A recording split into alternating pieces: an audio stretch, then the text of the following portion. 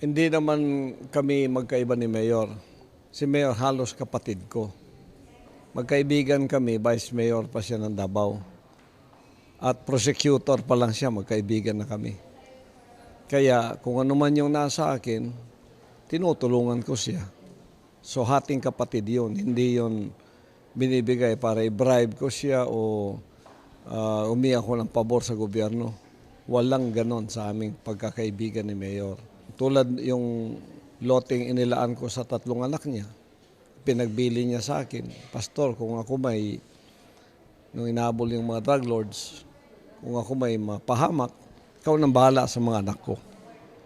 So, naglaan ako ng ganun para kung ano man ang mangyari, may fallback yung mga bata ng maliliit pa sila, Pulong Sara at saka si Sebastian. Yun namang bahay na ipinagamit ko sa kanya doon sa Royal Pines, ipinagkaloob ko sa kanya at itinrust ko sa kanya is pag binabaha siya doon sa Central Park Subdivision. Sinabi ko, ayoko na yung mayor namin patay sa baha. So kung may bumabaha dyan,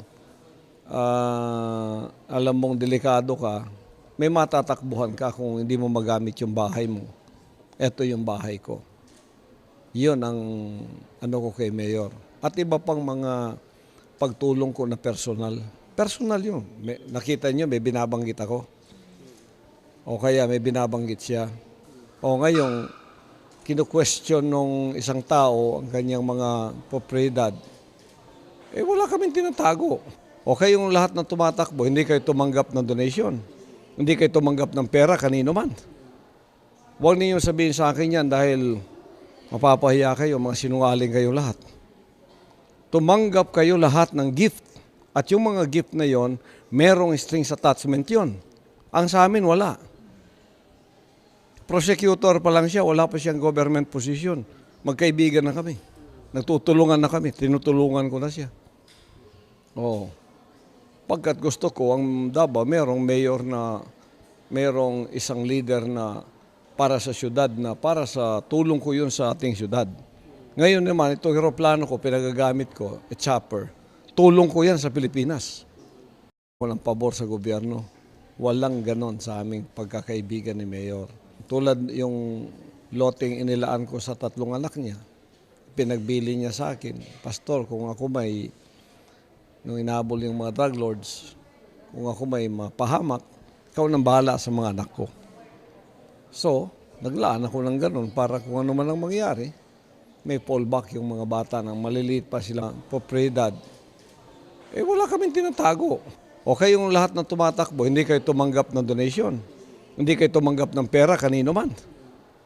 Huwag ninyong sabihin sa akin yan dahil mapapahiya kayo, mga sinungaling kayo lahat. Tumanggap kayo lahat ng gift. At yung mga gift na yon, merong strings attachment yon. Ang sa amin, wala. Pulong Sara at saka si Sebastian. Yun namang bahay na ipinagamit ko sa kanya doon sa Royal Pines, ipinagkaloob ko sa kanya at itinrust ko sa kanya is pag binabaha siya doon sa Central Park Subdivision. Sinabi ko, ayoko na yung mayor namin patay sa baha. So kung may bumabaha dyan, hindi naman kami magkaiba ni Mayor. Si Mayor halos kapatid ko. Magkaibigan kami, Vice Mayor pa siya ng Davao. At prosecutor pa lang siya, magkaibigan na kami. Kaya kung ano man yung nasa akin, tinutulungan ko siya. So hating kapatid yun, hindi yun binibigay para i-bribe ko siya o umiyak ko. Alam mong delikado ka, may matatakbuhan ka kung hindi mo magamit yung bahay mo. Ito yung bahay ko. Yun ang ano ko kay Mayor. At iba pang mga pagtulong ko na personal. Personal yun. Nakita niyo, may binabanggit ako. O kaya may binabanggit siya. O ngayon, kinu-question nung isang tao ang kanyang mga